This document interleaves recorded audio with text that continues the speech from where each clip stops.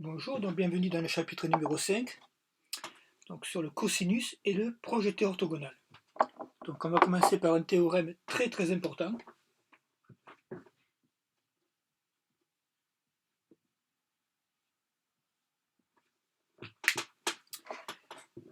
Donc pour deux vecteurs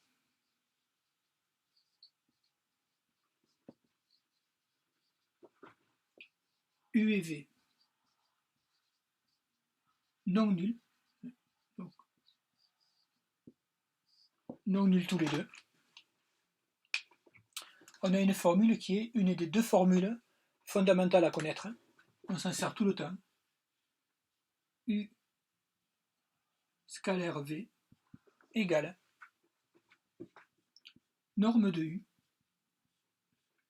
fois norme de V fois cosinus de l'angle UV. Donc ça c'est un théorème à connaître absolument par cœur. Alors la démonstration ça va être très rapide. Vous vous rappelez le cours numéro 2, on avait un triangle A, B, C. ABC plutôt comme ça je crois.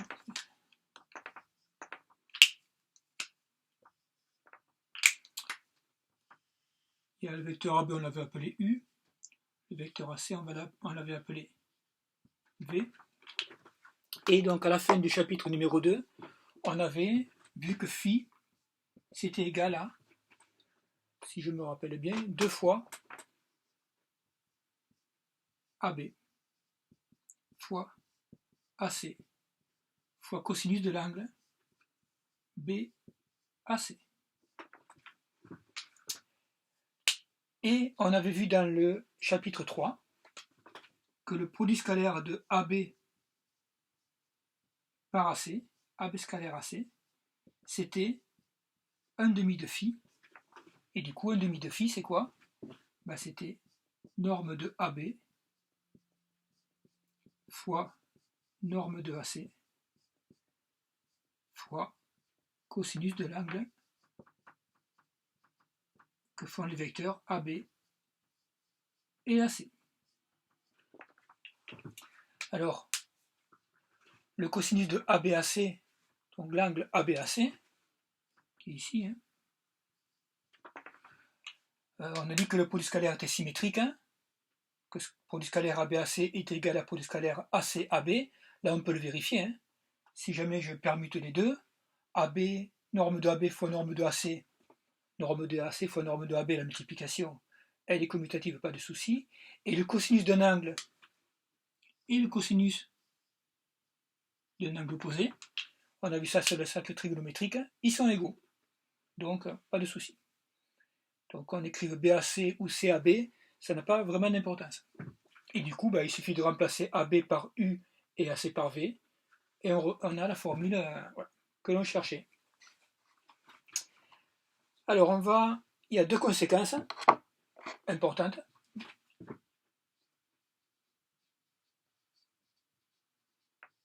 Donc, qu'on utilise très souvent, qu'il faut quasiment connaître par cœur. Donc, si U et V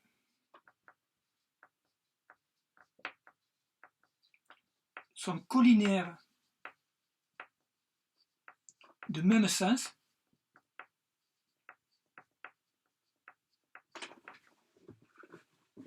le produit scalaire de U par V, c'est égal à norme de U fois norme de V. Pourquoi? Parce que si U et V sont collinéaires de même sens, l'angle UV est égal à 0, et cosinus de 0, c'est 1. Donc. Et de même, si U et V sont collinéaires mais de sens contraire, opposé, mais on a U scalaire V qui est égal à moins norme de U fois norme de V. Pourquoi? Parce que si U et V sont collinéaires de sens contraire, l'angle entre U et V est égal à pi, 180 degrés, et le cosinus de 180 degrés, c'est moins 1, d'où le signe moins. Alors, on va voir maintenant un théorème important, le théorème du projeté orthogonal.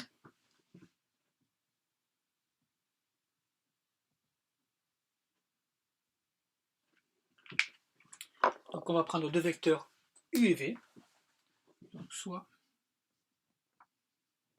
U et V, deux vecteurs non nuls. Alors non nul pour deux raisons. C'est que si un des deux est nul, son projeté orthogonal il n'est pas vraiment intéressant. Et si un des deux est nul, le cosinus d'un angle formé par un vecteur et un vecteur nul, il n'est pas défini. Et on sait que si un des deux est nul, le produit scalaire est égal à 0. Voilà. Donc les deux sont non nuls, sinon ça n'a aucun intérêt. Et V',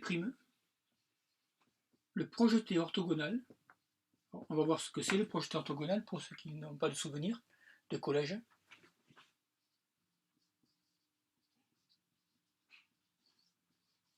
De V sur U.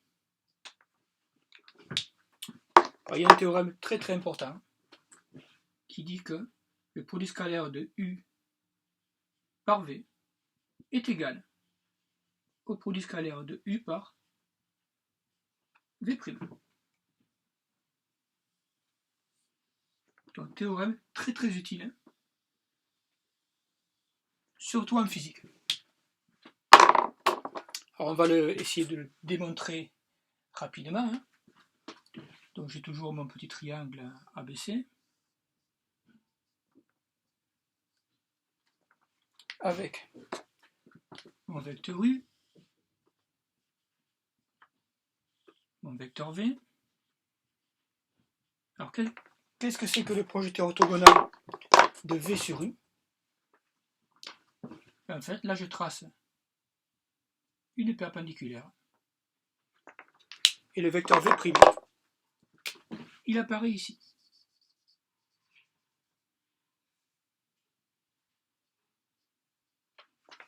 Donc pour les besoins de ma démonstration, le pied de la hauteur, là je vais lui donner un nom. Allez. On va être originaux, on va l'appeler H. Et je vais montrer que si je calcule le produit scalaire avec cette formule ou avec celle-là, ça donne exactement la même chose. Alors, première façon, je vais calculer d'abord U scalaire V'.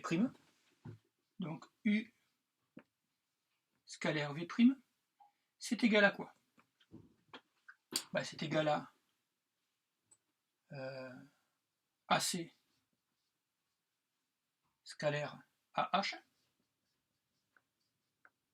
Et du coup, c'est égal à norme de AC fois norme de AH fois cosinus de 0 qui est égal à 1.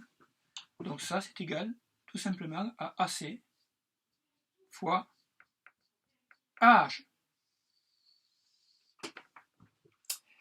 Deuxième façon de calculer, U scalaire V, c'est AB scalaire AC, donc c'est égal à norme de AB fois norme de AC fois le cosinus de l'angle entre AB et AC, c'est-à-dire de l'angle BAC, que je peux aussi appeler, je vais l'appeler BAC dans un premier temps, mais qui est égal à HAC, puisque AHB sont alignés dans cet ordre. Donc ça c'est égal à AB fois AC fois cos A fois cos, HAC, Et si je refais la trigonométrie d'un triangle AHC rectangle en H, je sais bien que cos de l'angle A est égal à côté adjacent AH sur hypoténuse AC, donc AH est égal à AC fois le cosinus de l'angle A, et du coup AC cos de l'angle A c'est égal à AH, donc c'est bien égal à AB fois AH. Donc on verra une deuxième façon de démontrer cette propriété quand on aura vu les propriétés algébriques du produit scalaire. Donc, et évidemment j'ai fait une bêtise. J'ai fait une bêtise, oui. Donc là j'ai écrit U scalaire V égale AC fois AH. Ce n'est pas AC fois H, c'est bien sûr AB. AB, ici c'est aussi AB, et ici c'est aussi AB. Mon étourderie légendaire. Et donc on a bien prouvé que la formule était valide. Alors juste une petite remarque sur le produit scalaire qui est très utilisé en physique. Donc en physique on utilise le produit scalaire pour calculer le travail d'une force. Alors je ne vais pas vous faire un cours de physique parce que vous aurez ça l'an prochain en terminale et parce que je vais éviter de dire trop de bêtises, mais d'un point de vue intuitif, imaginez que vous ayez une voiture ou un wagon de train, et je fais une vue de dessus, avec ici les roues, et là, le wagon. Je suis désolé, je dessine très mal, mais c'est pas trop le... Et donc vous voulez tirer ce wagon avec une corde. Première possibilité, vous allez attacher la corde ici, et vous allez tirer avec une force herculéenne dans cette direction. Et le déplacement, évidemment, il se fait dans cette direction. À votre avis, qu'est-ce qui va se passer? Il va se passer que même si vous êtes très fort, le train il n'avancera pas. Parce que le produit scalaire de la force et du déplacement, il est nul. Le déplacement qui du coup va être nul. Si vous réfléchissez un peu, vous vous dites je vais tirer dans une autre direction. Si vous tirez dans une direction comme ça, par exemple, qu'est-ce qui va se passer? Le travail de la force, il va être calculé en faisant vecteur norme du vecteur distance fois norme du vecteur force fois cosinus de l'angle θ, et là vous allez être beaucoup plus efficace. Et puis si vous êtes très intelligent, vous allez essayer de vous débrouiller pour que le cosinus de l'angle θ soit le plus grand possible, et du coup vous allez, au bout d'un moment, au bout d'un certain temps plus ou moins long suivant qui va faire l'expérience, vous allez tirer dans l'axe, toujours la même force, puisque entre temps vous n'avez pas fait de musculation, toujours la même personne, et c'est dans ce cas-là que le produit scalaire, donc le travail de la force, sera maximal. Voilà. Alors les deux formules que l'on vient de voir dans ce chapitre, qui sont très importantes, vont nous permettre de commencer à faire des petits exercices basiques mais importants.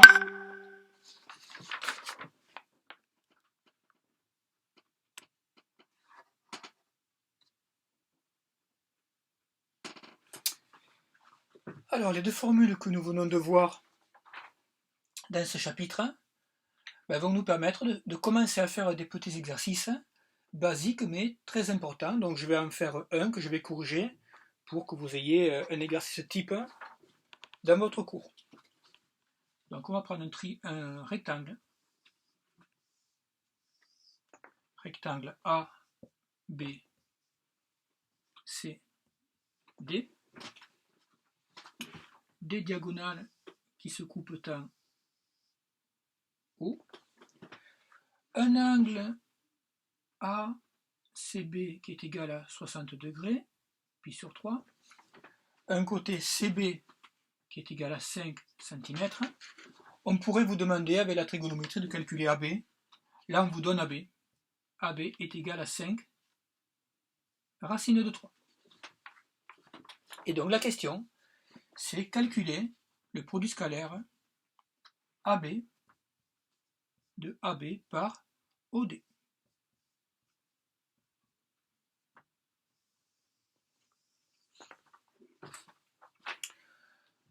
Donc deux façons de faire.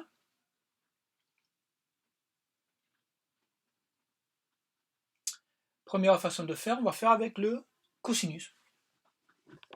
Donc j'ai AB scalaire OD. Ben avec le cosinus, je vais dire que AB scalaire OD est égal à norme de AB fois norme de OD fois le cosinus de l'angle AB OD.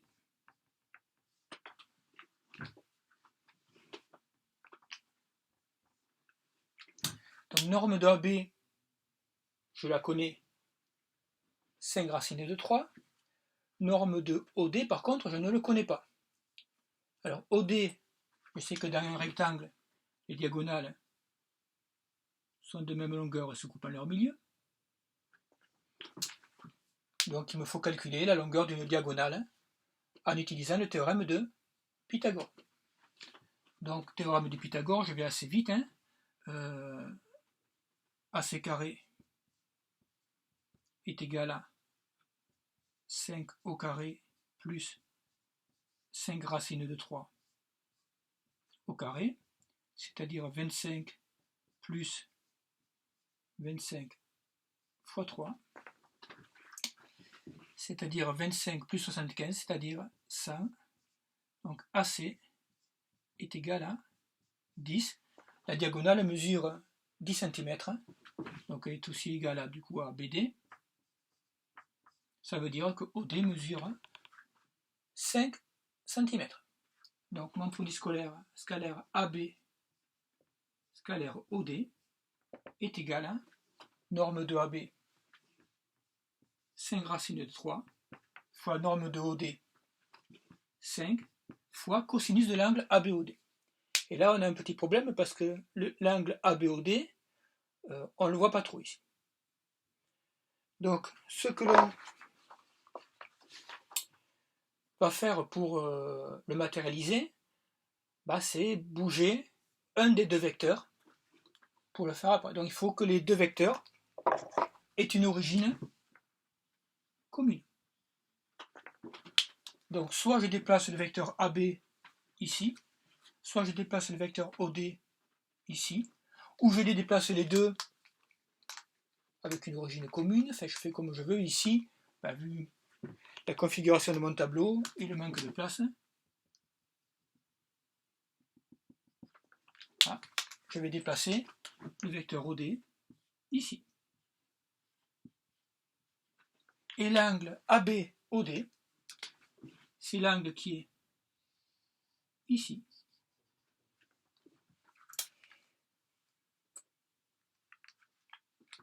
Donc c'est 90 degrés plus cet angle-là. Parce que l'angle qui est ici, c'est le même que celui qui est ici. Donc 90 degrés, ici j'ai un angle droit. Donc combien mesure cet angle-là? C'est assez simple. Somme des angles du triangle, cours de 5e. Cet angle mesure 30 degrés. Cet angle mesure 30 degrés. La somme des trois angles fait 180.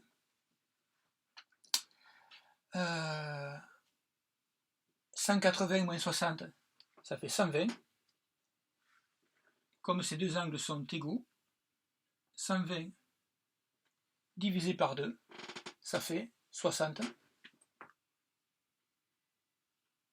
J'aurais pu m'en rendre compte puisque le triangle ici est un rectangle.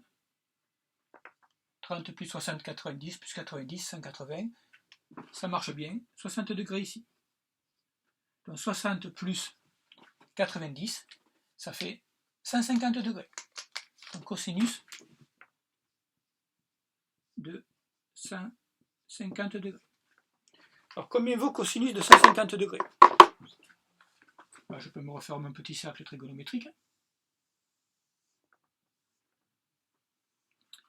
150 degrés, c'est 180 moins 30. Donc ici j'ai 30. Ici j'ai 150. 150 plus 30, ça fait bien 180. Le cosinus de 30 degrés, c'est racine de 3 sur 2. Par symétrie, le cosinus de 150, c'est moins racine de 3 sur 2. Donc mon produit scalaire est égal à 5 racine de 3 fois 5 fois moins racine de 3 sur 2. J'efface mon petit gozouille. Ça fait moins 5 fois 5, racine de 3 fois racine de 3 fois 3, le tout divisé par 2. J'ai donc AB scalaire OD qui est égal à moins 75 demi.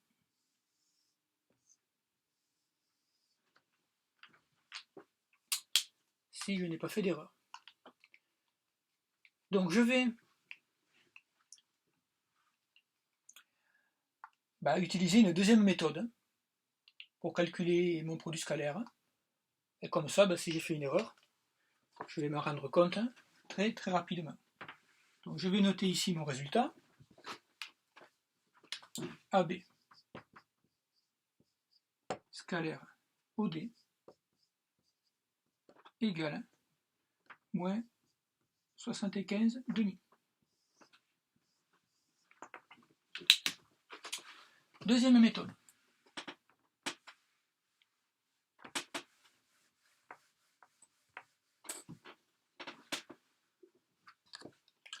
AB scalaire OD égale. Alors,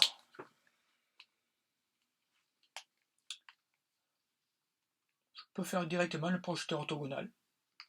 Il n'y a pas de souci. Donc quel est le projeté? Alors là, les vecteurs n'ont pas même origine, mais c'est pas grave pour le projeteur orthogonal. Quel est le projeteur orthogonal de OD sur AB? C'est le plus simple à faire. Je trace ici un angle droit. Je trace ici un angle droit. Et du coup, si ce vecteur, je l'appelle petit v, son projeteur orthogonal, il est ici. C'est le vecteur qu'on a appelé tout à l'heure V'. C'est une projection, un peu comme s'il pleuvait. Voilà. Et que OD c'était un toit. Et du coup, ce qui est sec, c'est ce qui est sous le toit. Donc du coup, AB scalaire OD, d'après le théorème du projeteur orthogonal, c'est égal à AB scalaire V'. Du coup, alors là j'ai un point ici. Ce point, je vais l'appeler M. Thalès, on fait ce qu'on veut, on voit bien que ça, c'est la moitié de ça. Donc AB scalaire vecteur V' est égal à M A.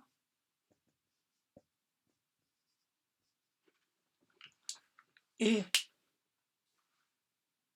AB scalaire MA. Et du coup là, on est dans un cas de deux vecteurs qui sont collinéaires mais de sens contraire. Donc le produit scalaire est égal à l'opposé de norme de AB fois norme de MA. La norme de AB, 5 racine de 3. La norme de MA, puisque MA c'est la moitié de AB, en distance, donc 5 racine de 3 sur 2. 5 fois 5, ça fait 25. Racine de 3 fois racine de 3, ça fait 3. Le tout divisé par 2. Donc on retrouve bien que AB scalaire OD est égal à moins 75 tiers. Et encore là, j'ai été 75 tiers. Monnaie tourderie, monnaie tourderie. 75 évidemment, ce ne sont pas les tiers, ce sont des demi, 75 demi. Et encore là, j'ai beaucoup détaillé, j'étais très lentement. Mais voilà, le théorème du projeteur orthogonal, il est très puissant. Il permet de trouver très rapidement des réponses que l'on peut trouver par d'autres méthodes, mais qui sont souvent plus lentes.